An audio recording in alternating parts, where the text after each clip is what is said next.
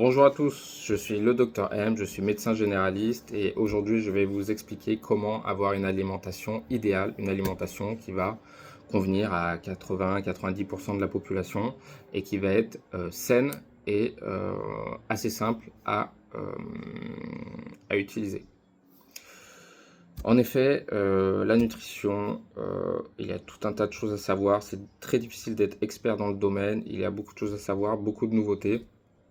On entend aussi parler de tout un tas de régimes, le keto, le paléo, carnivore, végétarien, le sans gluten, sans lactose. Pour la plupart, ces régimes sont assez extrêmes et ne sont pas forcément nécessaires. Ils vont peut-être convenir à certaines personnes, mais dans tous les cas, le régime, la diète doit être individualisée, même si là, je vais vous donner des grandes lignes qui vont marcher pour la plupart des personnes. Donc, je vais ranger les aliments dans 3 catégories, conseillés, déconseillés, et puis ceux qui vont être un petit peu entre deux, à modérer, voire à arrêter pour certaines personnes. Donc globalement, il va falloir manger une source de protéines, donc des œufs, viande blanche, viande rouge, petits poissons, gros poissons et fruits de mer. Ensuite, des fruits, des légumes et une source de féculents, une source de glucides, voilà. Je vais entrer un petit peu plus dans le détail. Les viandes, je vous ai un petit peu expliqué. Concernant les fruits et légumes, il faut que ce soit local, bio et de saison. Local, car les aliments, plus ils vont faire un trajet entre leur lieu de production et votre assiette, plus ils vont perdre en fraîcheur, en nutriments, en vitamines, en minéraux. Donc local. De saison, c'est la même chose. Les fruits qui ne sont pas de saison vont avoir moins de vitamines et de minéraux et de nutriments. Et bio, car les aliments bio vont il va y avoir moins de pesticides, moins d'additifs, donc ce sera meilleur pour la santé. Pour ce qui est des sources de féculents, de glucides, moi je conseille d'éviter tout ce qui va être à base de gluten, en tout cas de le modérer. Donc tout ce qui va être à base de blé, de seigle, d'orge ou de maïs. Mangez plutôt des pommes de terre douces, sarrasin, quinoa, riz, et voilà. Ensuite, donc là j'ai parlé de tout ça. Si votre alimentation se constitue à 90% d'une source de protéines, fruits, légumes et les féculents que je vous ai cités, normalement c'est une alimentation santé, c'est presque parfait. Vous pouvez aussi ajouter des fruits secs, donc amandes, noix de cajou, noix. Ensuite, je vais vous parler des aliments qui sont tout à fait déconseillés. Alors, les aliments déconseillés, ce sont tout d'abord les aliments transformés, les aliments qui vont avoir la moindre transformation, qui ne sont pas bruts, comme ceux que je vous ai déjà cités, qui n'ont subi vraiment aucune transformation. Comment les reconnaître? Déjà, les aliments transformés vont être stockables. Les aliments frais ne sont pas stockables. Alors certes, le riz et le quinoa, par exemple, vont être stockables. On va pouvoir les conserver longtemps, mais ils ne sont pas transformés. Les pâtes, par contre, sont transformées. La farine aussi, il y a une petite transformation. Ce n'est pas énorme, mais il y a quand même une transformation.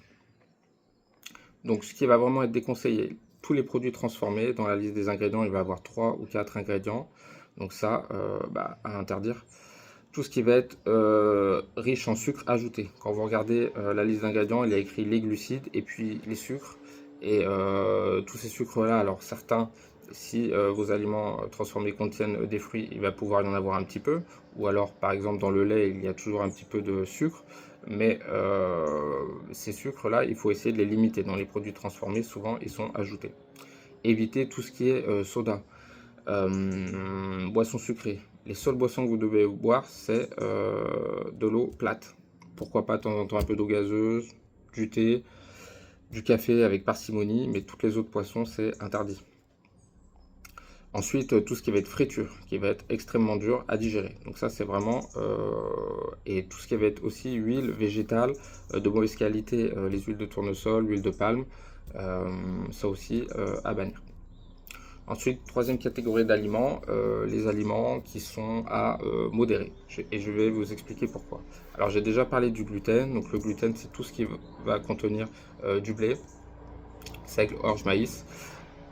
En fait, tout ce qui est riche en gluten, ce sont des aliments qui sont déjà transformés. Les pâtes, le pain n'existent pas à l'état naturel. Deuxièmement, ils sont beaucoup plus riches en glucides que les autres féculents que je vous ai donnés. Pour 100 grammes de pâtes cuites, vous avez à peu près 30-35 grammes de glucides. Alors que pour du riz, des pommes de terre, du quinoa, c'est plutôt 20-25 grammes. Donc ça, c'était pour le gluten que je n'interdis pas, mais que je conseille de limiter. Il y a aussi de 10 à 30% des gens qui vont être intolérants au gluten, qui vont mal le digérer, qui vont avoir des symptômes digestifs ou généraux à la suite de la prise du gluten. Donc pour ces gens-là, à éviter particulièrement, à ne pas confondre avec la maladie cœliaque qui est vraiment extrêmement rare et qui, elle, va être une allergie au gluten avec des symptômes beaucoup plus intenses. Ensuite, les produits laitiers. Les produits laitiers qui sont plutôt à modérer pour plusieurs raisons, notamment de par le fait qu'ils sont très caloriques, qui sont souvent des produits transformés, que les vaches de nos jours sont très mal alimentées.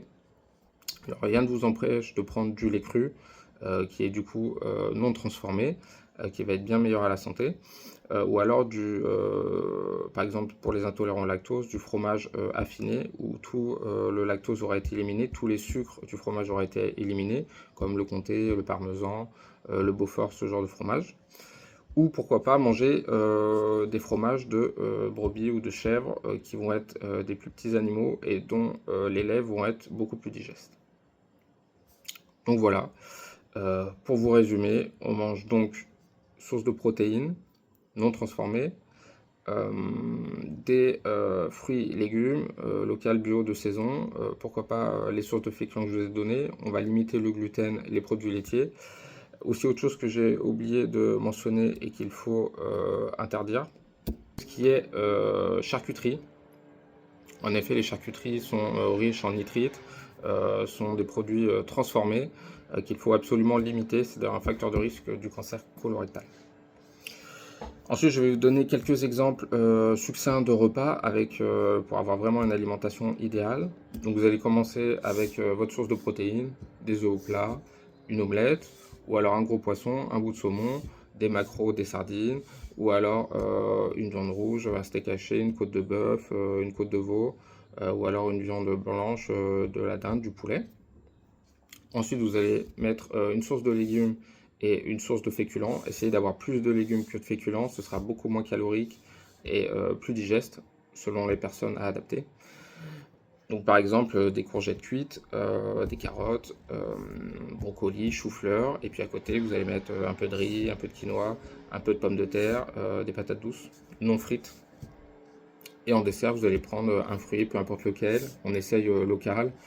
Les bananes, c'est quand même un aliment qui n'est pas transformé mais qui vient de loin, à limiter, mais les pommes, les mandarines, les oranges, ça on peut en trouver en France, donc c'est beaucoup plus simple. Et voilà, donc je pense que ma vidéo est assez claire et assez importante. Avec cette alimentation-là, vous allez vraiment sentir une amélioration si vous avez des symptômes. Et surtout pour ceux qui mangent trop transformé, trop de friture, trop sucré, des boissons sucrées. Donc, je vous remercie pour votre attention et je vous souhaite une bonne journée.